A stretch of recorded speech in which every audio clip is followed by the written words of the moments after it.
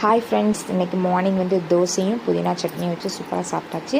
சாப்பிட்டு அப்படியே வந்து இன்றைக்கி ட்ரெஸ்லாம் வந்து வாஷ் பண்ணி காய போட்டுட்டு அப்படியே வந்து லன்ச் வந்து ரெடி பண்ணுறதுக்கு வந்து ஸ்டார்ட் பண்ணியாச்சு.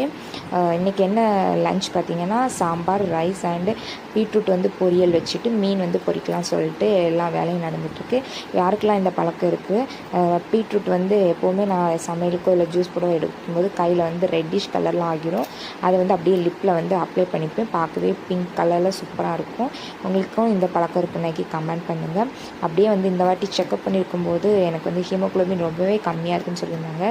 அட்மிட் ஆகணும் வரைக்கும் சொல்லியிருக்காங்க. ஸோ என்னெல்லாம் சாப்பிட்டா வந்து சீக்கிரமாக வந்து ஹீமோக்ளோபின் அதிகரிக்குன்னு சொல்லிட்டு உங்களுக்கு தெரிஞ்சதை வந்து கமெண்ட் பண்ணுங்கள். நான் வந்து பீட்ரூட்டு, முருங்கைக்கீரை ஜூஸ்லாம் குடிச்சிட்ருக்கேன்.